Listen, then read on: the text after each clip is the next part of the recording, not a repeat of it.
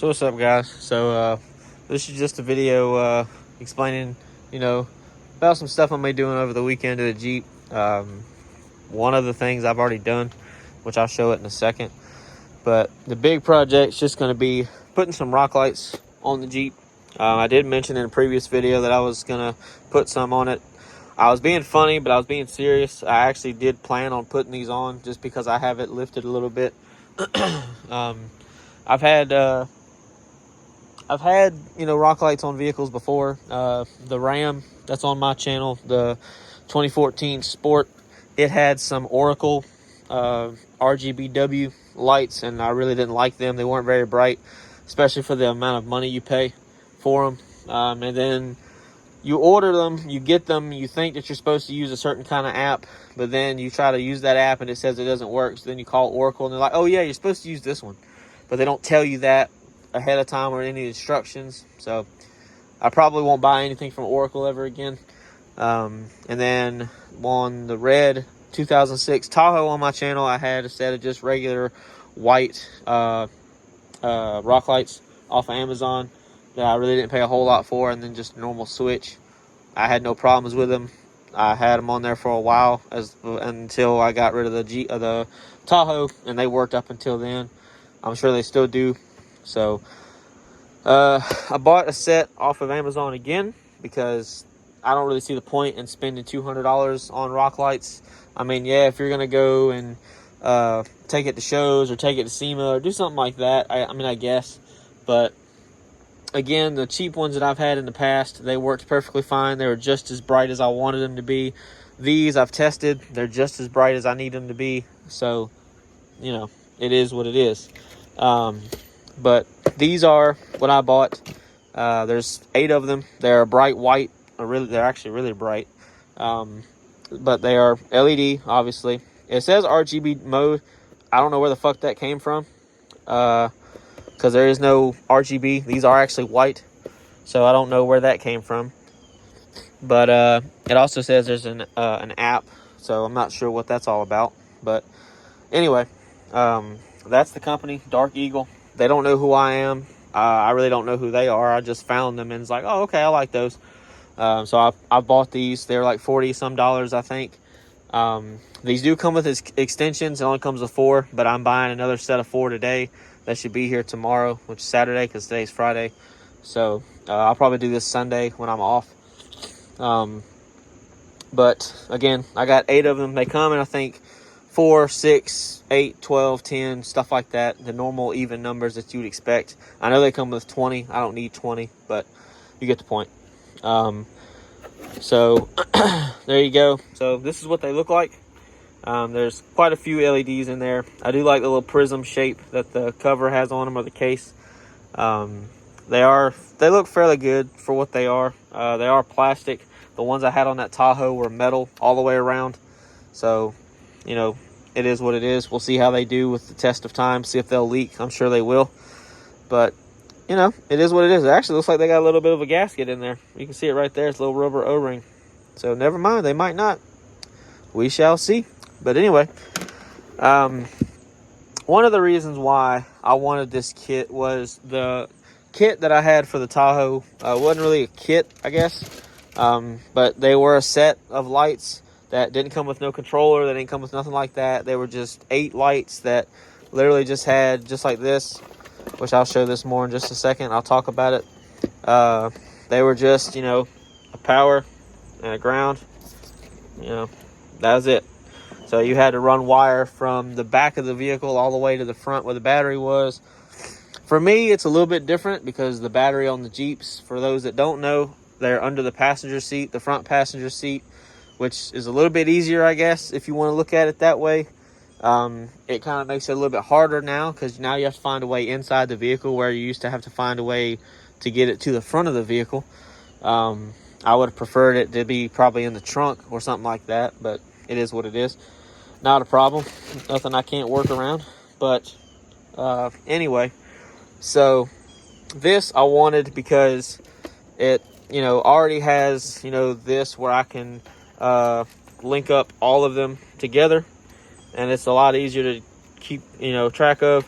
They've all got the little weather pack connectors. I use quotations because I don't really see how these would be really good at sealing. So I'll probably still put some dielectric grease in every single one of them, so that way they don't corrode and they don't have any issues. And they already come with a switch. It's easy, on and off. That's it. I'm not going to mount this anywhere. I'm just going to have it floating around and chilling, because I don't really want to attach it to anything. It does give you double-sided tape and a bunch of other shit, but I'm not going to use it. I'll just leave it hanging out. That way I can just easily click it on and off. I don't have to drill anything. I don't, do none of that. So, but the only thing that I'm running that I kind of think would be an issue is, this goes to the battery, which is all hunky-dory. Which, hang on, I'll pause it and we'll go from there. Okay, so, the one thing is the switch is up there and it goes all the way down and comes to right here. And then it branches off into two parts. Branches off into the positive and negative with the fuse. If you're going to install stuff like this, you need to add a fuse. That way you don't damage something or you don't mess something up in the vehicle. So like if you're going to put any kind of lights on your vehicle, whether it's, rock lights, any kind of off-road lights, anything like that, put a fuse in it, or a relay, or both. Relay is more for, really high output things like the off-road lights or a winch or stuff like that. That way you don't have a problem. But anyway, and then this branches off to the little tree that has all the 8, connections.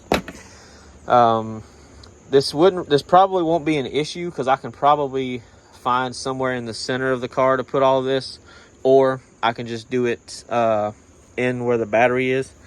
But it's a Jeep. I'll find a way to do it and then I'll make a video about it. So it's not that hard. And if I need to, I have positive and negative wire here. It's not a problem. I can just make this as long as I need it to be. That way I can get this where I need it to be. Or if I, fuck it, if I have to, I can, find out how many wires are in this. Probably not very many. Cut it, lengthen it, so that way the switch is in the vehicle and all this stays outside. Not a problem. But I am going to put dielectric grease in all these, so that way there's no corrosion, no issues. It does come with 4 extensions, which are these right here. They're 6-foot extensions. So I probably won't need them, but I'd rather have them and not need them than need them and not have them. So Amazon's pretty quick about getting shit. So it does come with these little double-sided sticky pads, which I'm not going to be able to use because of where I'm putting them. There is no plastic. There's just this carpet shit or felt, whatever they call it. And then it comes with 2 fuses and 2 different little eyelet connectors, which I won't be using. I'll be using some actual rounded closed ones. And then it also gives you some double-sided tape and 2 spare fuses, which that's cool. They didn't have to do that. I think they're 5 amp. Yeah, they're 5 amp. And give you some zip ties. And it also gives you some self-tapping screws. But I'm not going to use these. Granted, the wheel well liners on these Jeeps, like a lot of new vehicles, is carpet, and it is fairly sturdy, but I don't want to risk one of them for some reason just pulling out or falling out and hitting the wheel while I'm driving, because that would be a bad day.